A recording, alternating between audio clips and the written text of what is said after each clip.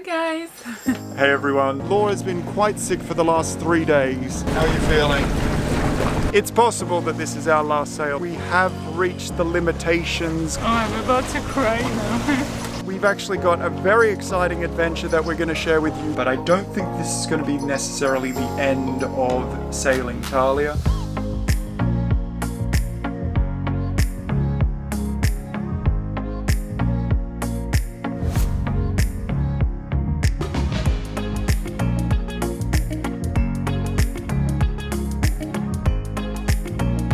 Hey everyone, so we've just left the main port of Zakintos. That was a pretty amazing place to visit. The island of Zakintos is absolutely breathtaking. There's so much to do and keep yourself busy for weeks and weeks all throughout the summer. I'm sure it's a very different kind of place in the winter, but really quite a special island, and I would love to come back again at some point. Now that said, we're not actually leaving the island, we're actually going to the second and smaller of the two ports on the island on the northern side. It's called Agia Nikolai. I think it's the port of St. Nicholas. There we're going to spend just a night, and the idea is we wake up early tomorrow morning and then show you guys a pretty incredible place that was voted the #1 most beautiful beach in the entire world back in 2018. Now on the flip side, Laura's been quite sick for the last 3 days. She seems to have a bit of a throat infection and yeah, she's feeling pretty under the weather. So our crew duties are leaving a bit to be desired. We've brought all the fenders in, but we haven't stowed them away. It's only a 2.5 hour sail to where we're getting to anyway, so I don't think the aerodynamics of it is too much of an issue. Just doesn't look so pretty. But then again, when have we been a pretty boat?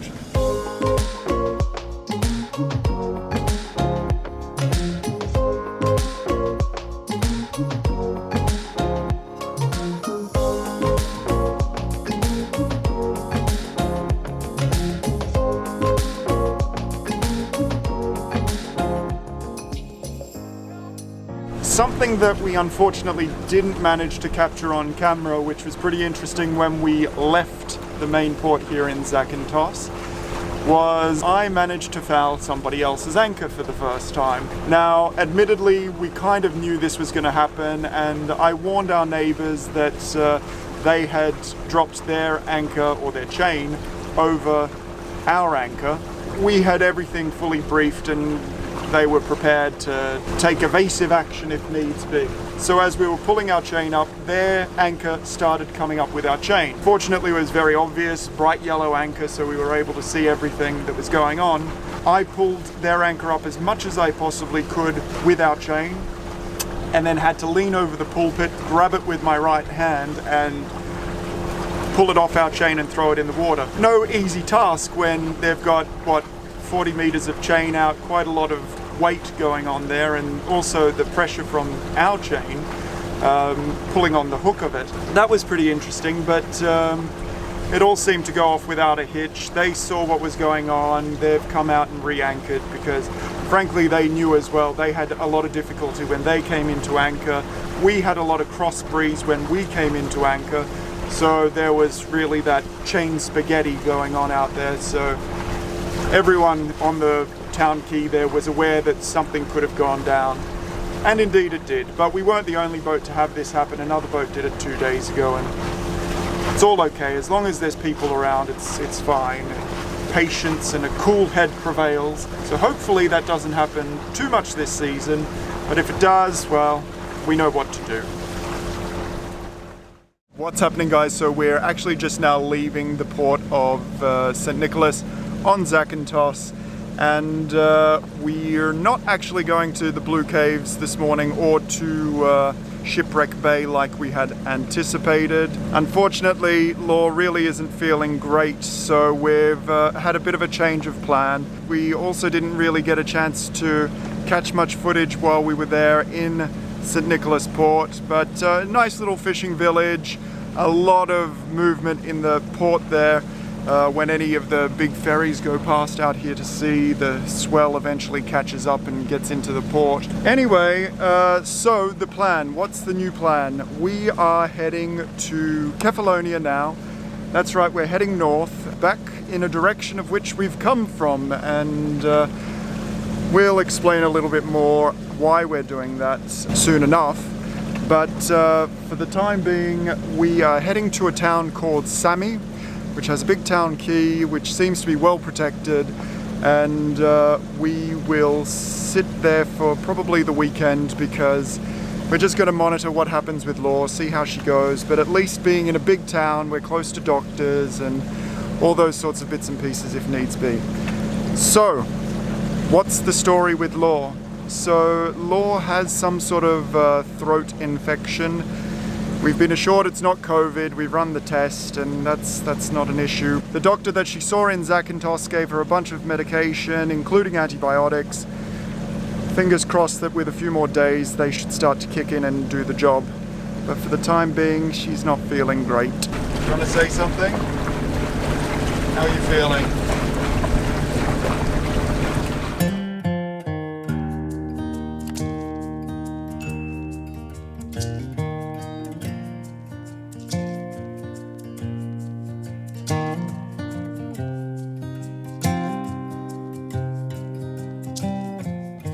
Hi guys!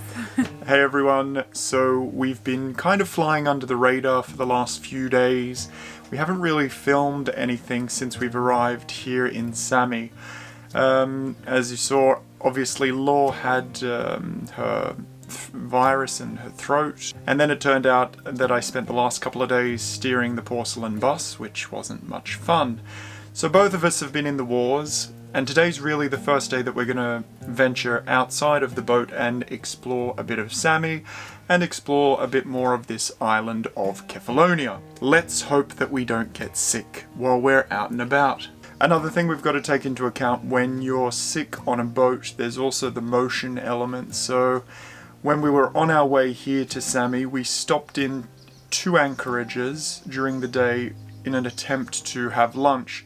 The first anchorage, there was an enormous amount of movement, and in fact if you looked out across the water looked very still, but in fact there was a lot of that pendulum effect that happens with this boat in particular. Light displacement boats with a bit of movement in the water, it can get pretty uncomfortable pretty quickly. Swaying around like that when you're unwell, it's really not a great mix. So you might remember some time back I bought 2 rubber snubbers, or shock absorbers as I call them, where you wrap the stern lines around them, so sort of twist the lines around them in order to get a bit of stretch or extra stretch when there is tension on the stern lines.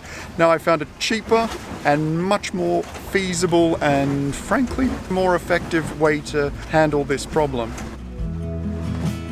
And if used correctly, this multi-purpose snubber is also an effective way to keep other boats off your hull's shiny gel coat.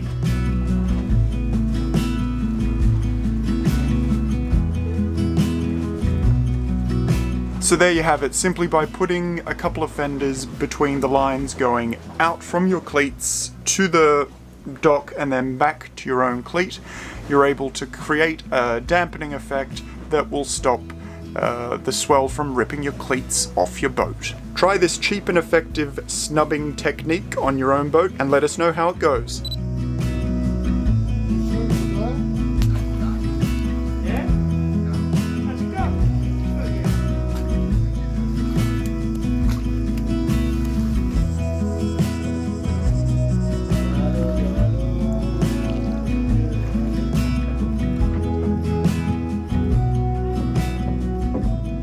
Stalactites have to hold on tight to the roof. I remember.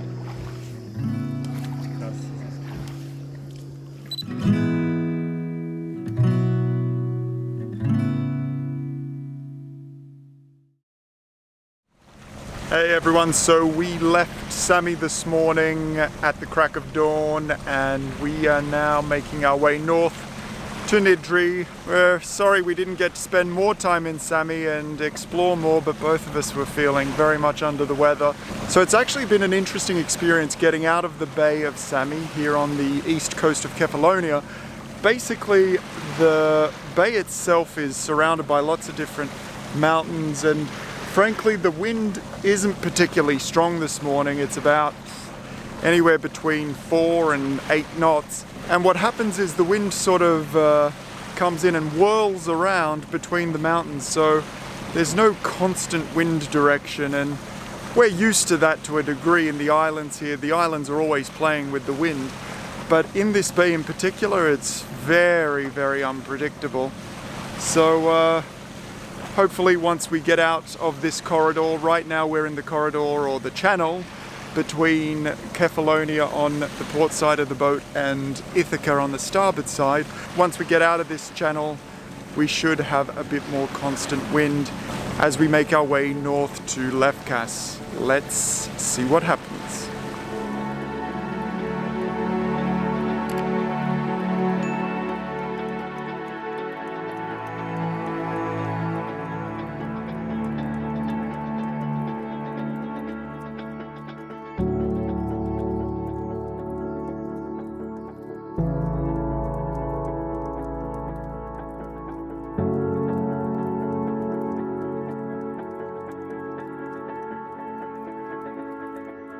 Alright guys, so the time has come. We are now sailing across to Lefkas. We've got some good wind, the engine is off, and we're just making our way along very, very nicely.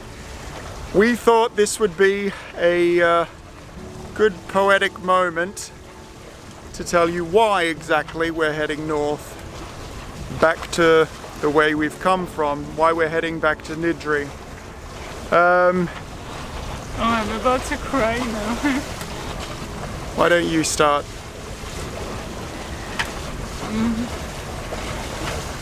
This is probably your last sail on board Talia. Yeah, it's possible that this is our last sail on board Talia. So why is that?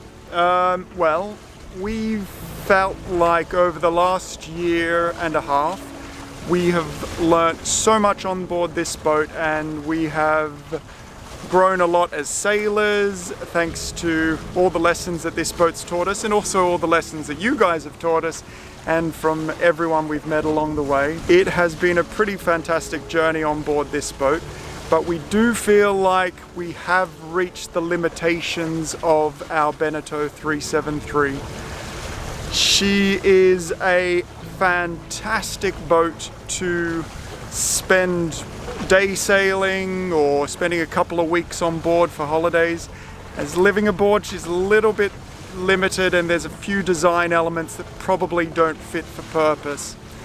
So we have decided that we will take the boat back to Nidri today and put it on the market for sale with a broker that we met when we were looking for Talia in Greece way back when. While the boat's on the market, we've actually got a very exciting adventure that we're going to share with you guys. As part of our ambitions to upsize, we're not exclusively looking at monohulls.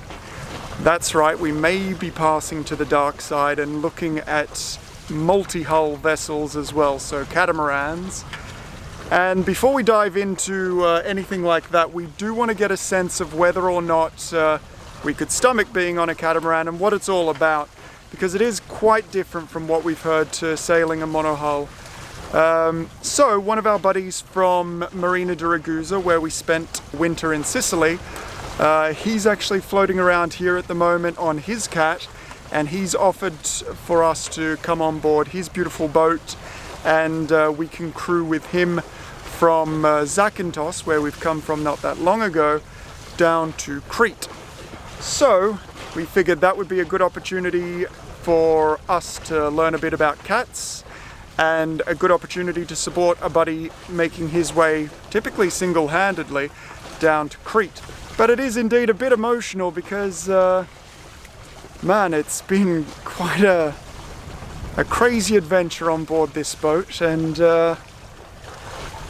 yeah, it's It's certainly pushed our limits. We've grown massively. We've found ourselves in challenging situations, and we've found ourselves in the most magnificent paradise sort of situations. It's pretty spectacular, but it will be very, very difficult to say goodbye to this boat. Anyway, before we start breaking down and crying, we should probably get on with the sail across to left, guys.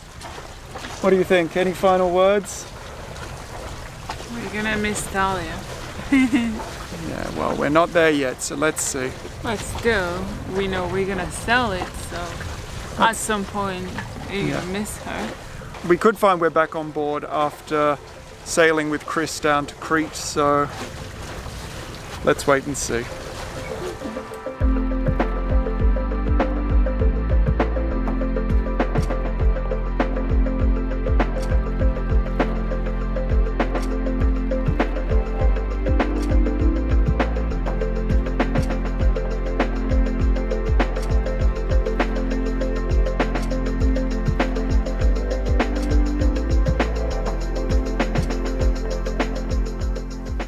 So we made it here to Nidri a couple of days ago, and we've been keeping a pretty low profile again because, as you know, Law was sick, then I got sick, then actually Law got sick again with what I got sick with. It's been an interesting few days, but today was really the thorough clean in preparation for the broker to come by and take the photos for the website for the sale of Talia.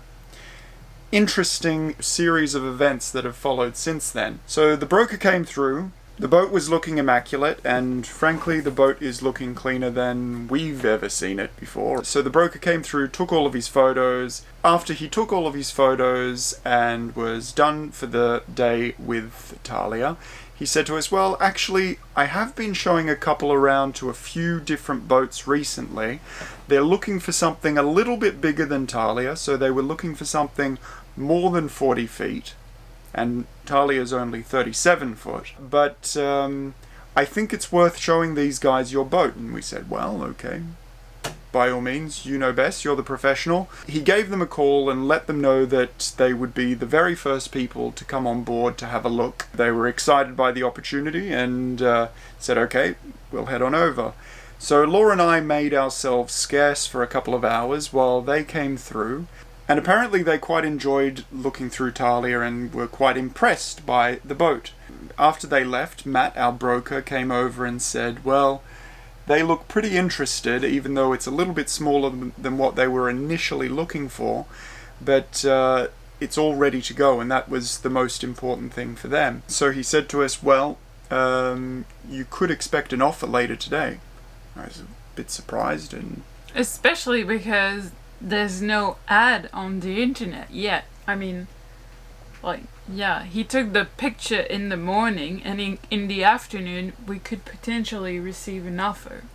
This afternoon, after Law had finished working on the episode, we were both chilling out by the pool, and we got a call from Matt saying, well, you've received an offer. It was a very respectable offer, only 5,000 euros less than what we're asking. In the end, we decided that we weren't prepared to take an offer that low just yet without really testing the boat on the market.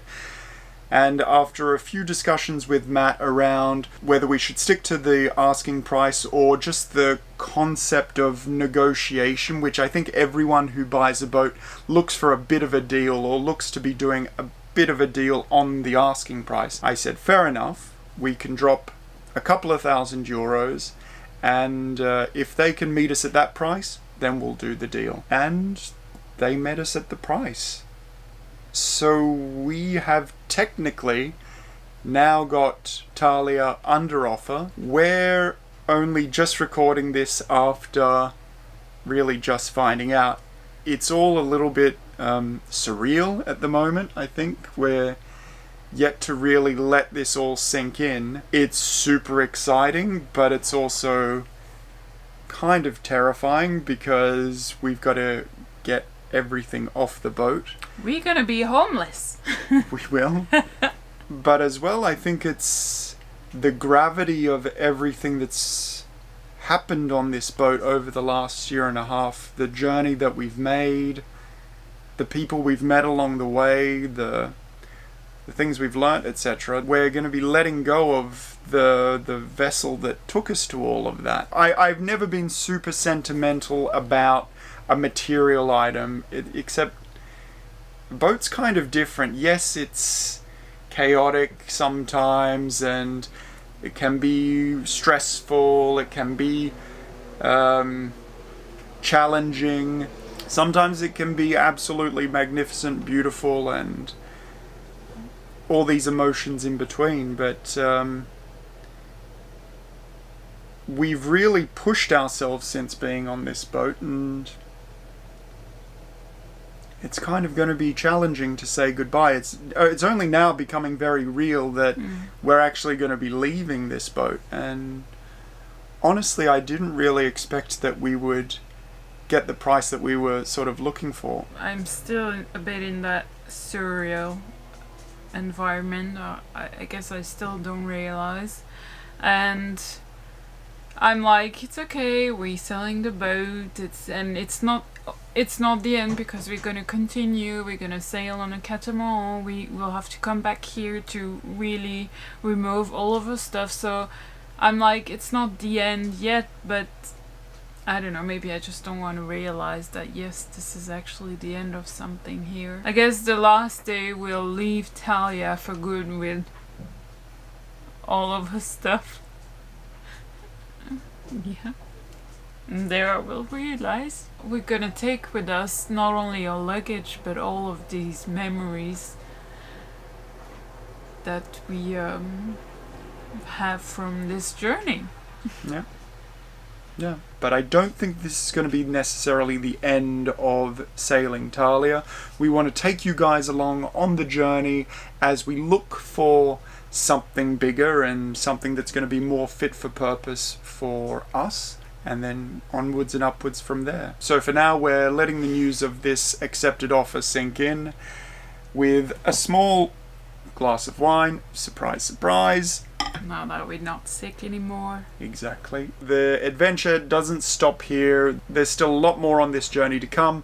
We're excited to take you guys with us still, and as always, thank you so much for your support, for following along, for liking, for subscribing, and especially to our Patreons. You guys really make all of this possible, so thank you so much. Thank you. And let's see what's next.